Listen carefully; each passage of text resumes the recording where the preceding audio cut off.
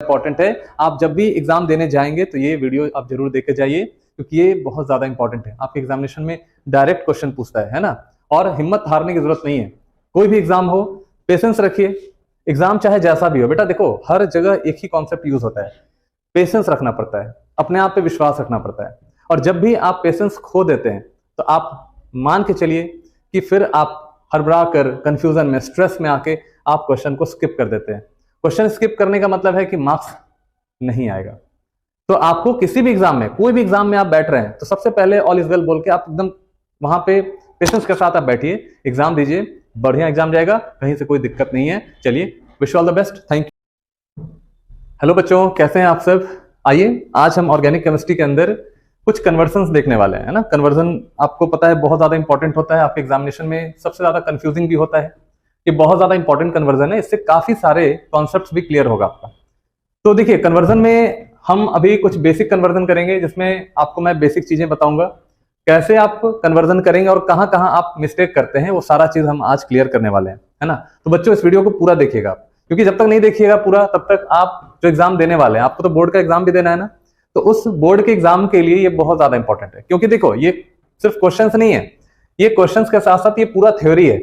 और मैं आपको क्वेश्चंस के साथ साथ एक एक चीज मैं बताने वाला हूं, एक एक थ्योरी मैं क्लियर करूंगा, है ना।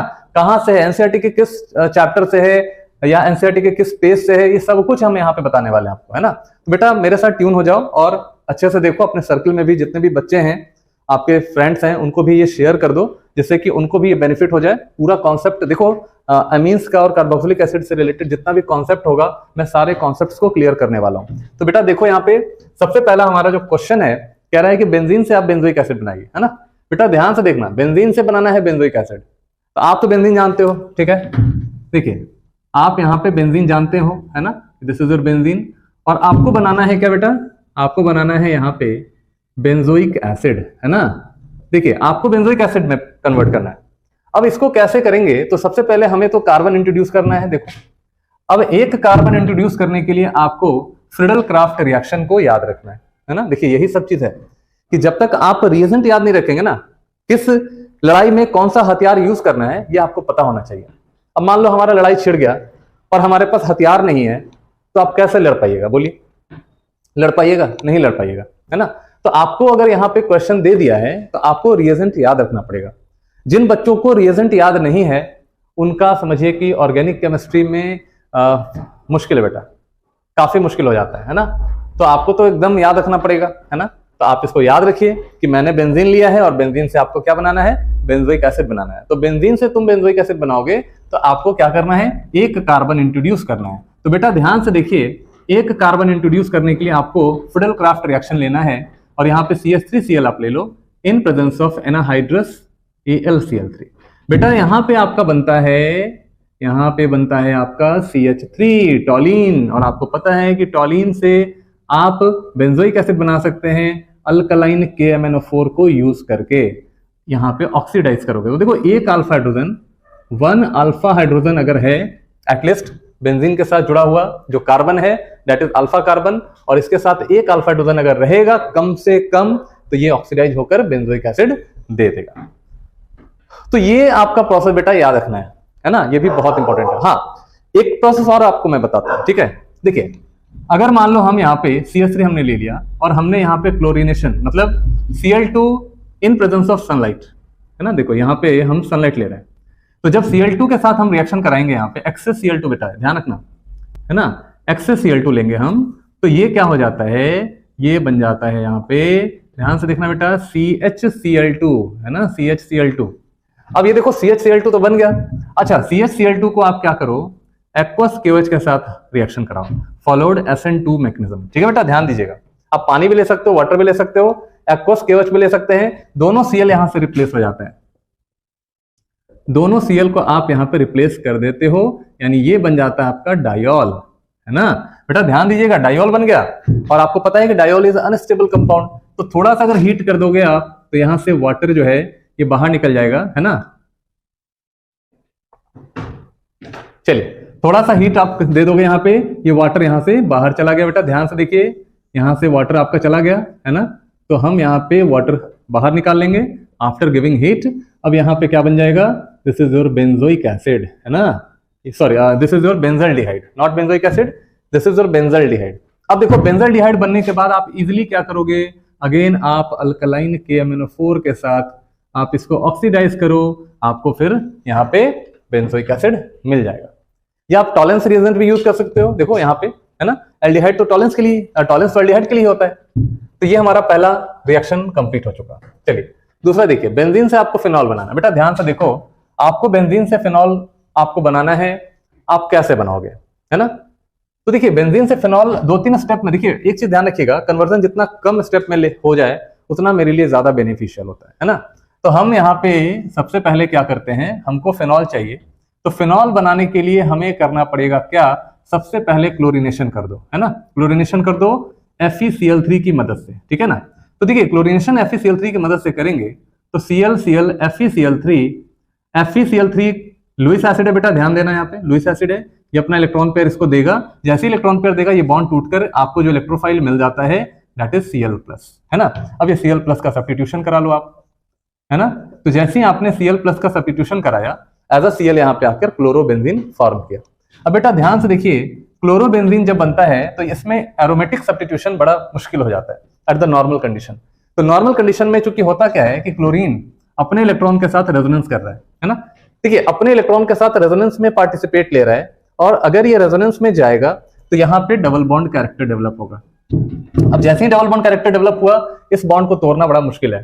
तो इसके लिए हम क्या करते हैं, हम यहाँ पे NaOH के साथ, है ना, हमको फिनॉल बनाना है बेटा, NaOH के साथ 623 केल्विन टेम्परेचर और 300 ATM प्रेशर हम लेते हैं। इतने टेम्परेचर पे तो ये टूट जाएगा, है ना। तो यहाँ पे हमें मिल जाता है OH, this is your phenol. सही है बेटा। तो ध्यान दीजिएगा, अगर आपको बेंजीन से फिनॉल बनाना है तो ये पाथवे आप यूज करिए, 2 से 3 पाथवे में आपका ये कंप्लीट हो जाएगा। तो बेंजीन से हमारा फिनॉल बन गया। अब देखिए कह रहा है बेंजीन से टॉलिन बनाइए, है ना। बेटा देखो बेंजीन से टॉलिन तो आप यहाँ इस स्टेप को अप्लाई कर लो, है ना। ये क्वेश्चन नंबर 3 था, 3rd नंबर। तो बेंजीन से टॉलिन बना लो फ्रिडल क्राफ्ट एल्काइलेशन देके। अब आपको कह रहा है बेंजीन से मेटा नाइट्रोफिनॉल बना लो। बेटा देखो मेटा नाइट्रोफिनॉल बनाना है तो आपको नाइट्रो पोजीशन यहाँ मेटा पोजीशन पे जाकर सब्स्टिट्यूट कराना है। तो देखिए अगर यहाँ पे नाइट्रो अगर यूज करेंगे, यहाँ पे नाइट्रो अगर यूज करेंगे, NO2 आपका इलेक्ट्रोफाइल है, यहां से आप चाहेंगे कि यहां से हम आगे बढ़ जाएं तो NO2 ऑर्थो पैरा डायरेक्टिंग होता है ना। तो देखिए ये NO2 ऑर्थो और पैरा पे जाकर सब्स्टिट्यूट होगा, क्योंकि हमारा तो मेटा प्रोडक्ट चाहिए, तो पहले OH नहीं लगाना है, पहले नाइट्रेशन करना होगा। तो देखिए आपके पास क्या है 4th नंबर में कि आपके पास ये बेंजीन है। अब बेंजीन को क्या करिए कि बेंजीन का नाइट्रेशन करिए, है ना, बेंजीन से बनाना है। तो बेंजीन को कॉन्क HNO3 और कॉन्क H2SO4 के साथ हम सबसे पहले यहाँ पे नाइट्रेशन करते हैं। जो हमारा इलेक्ट्रोफाइल आएगा दैट इज NO2+। अब हमारे पास यहाँ पे क्या है, यहाँ पे हमारा बन गया NO2, ठीक है बेटा। देखिए NO2 बन गया। अब नाइट्रो जो है this is your electron withdrawing group and it is Meta directing. आप लोग जानते होंगे मेटा डायरेक्टिंग, GOC में आपने पढ़ा होगा कि अगर इलेक्ट्रोफाइल आता है तो वो मेटा पे जाता है ना। तो यहाँ पे देखिए, यहाँ पे हम अब करते हैं क्या, हमें मेटा पे नाइट्रो, मेटा नाइट्रोफिनॉल। इसका मतलब है कि मेटा पोजीशन पे हमें OH ग्रुप लगाना है। OH ग्रुप लगाना इतना आसान नहीं है। सबसे पहले हम करते क्या है, हम यहाँ पे पहले क्लोरीनेशन कर लेते हैं, है ना, Fe के साथ, ठीक है ना। Fe डार्क क्लोरीनेशन करते हैं। जैसे ही हमने यहाँ पे क्लोरीनेशन किया, यहाँ पे हमारा NO2 है and this side chlorine will be substituted. यहाँ पे क्लोरीन सब्स्टिट्यूट हो गया। नाउ अब क्लोरीन सब्स्टिट्यूट हुआ ना, सेम प्रोसेस आप यूज करिए। हमने यहाँ पे NaOH दिया था 623 केल्विन 300 ATM प्रेशर पे, क्योंकि NO2 भी आपका इसको सपोर्ट कर रहा है इसके सब्स्टिट्यूशन में, है ना। NO2 इलेक्ट्रॉन को खींचने का काम कर रहा है। तो ये जो सेंटर है हमारा, ये इलेक्ट्रोफिलिक सेंटर हो जाता है, मोस्ट इलेक्ट्रोफिलिक सेंटर हो जाता है। और जितना ज्यादा NO2 रहेगा ना, उतना ज्यादा हमारा इसके निकलने का चांसेस ज्यादा होता है। तो यहाँ पे देखिए, यहाँ पे हम क्या करते हैं, NaOH at 400 to 500 kelvin temperature हम यूज करते हैं, है ना। तो जैसे हमने ये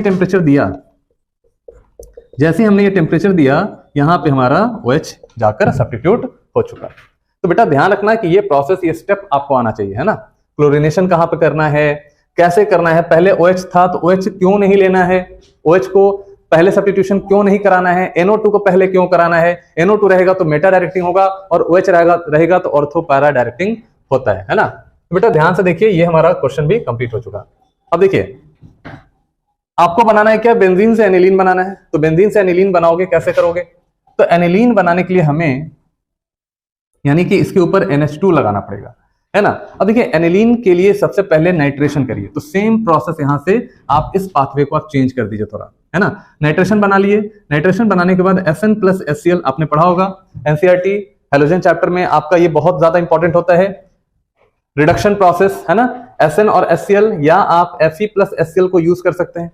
तो जैसे ही Sn प्लस HCl को या Fe प्लस HCl को आप यूज करते हैं, यहाँ पे हमें मिल जाता है NH2, this is called your aniline. तो हमारा यहाँ बेंजीन से एनिलीन तैयार हो गया, this is called your aniline.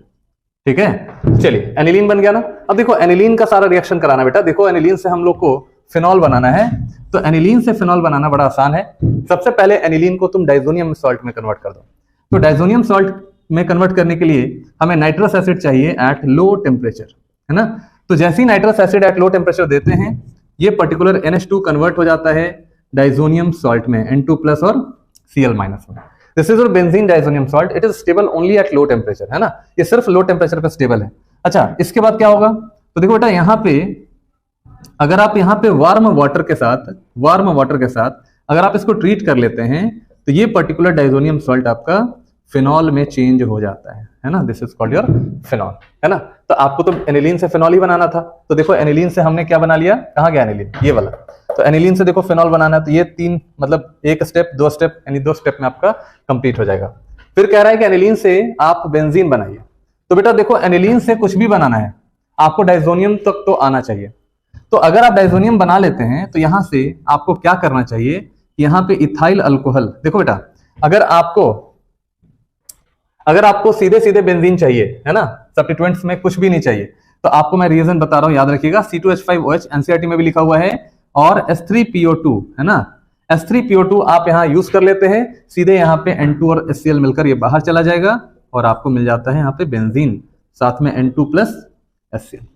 ठीक है बेटा, तो आपको डाइजोनियम तक आना होगा। डाइजोनियम आ गए, डाइजोनियम के बाद आपको सिंपल बेंजीन चाहिए। अगर फिनॉल अगर बनाना चाहते हो तो देखो फिनॉल के लिए वार्म वाटर आप ले लो। जैसे यहाँ पे एनिलीन से मैंने बेंजीन बना लिया, एनिलीन से बेंजोइक एसिड बनाना है, तो देखो फिनॉल तो बन गया। अब आपको कह रहा है कि एनिलीन से बेंजोइक एसिड बनाइए, तो बेंजोइक एसिड बनाने के लिए आपको क्या करना होगा, तो देखो बेंजोइक एसिड अगर आपको बनाना है, पहले एक कार्बन वहां इंट्रोड्यूस करना पड़ेगा।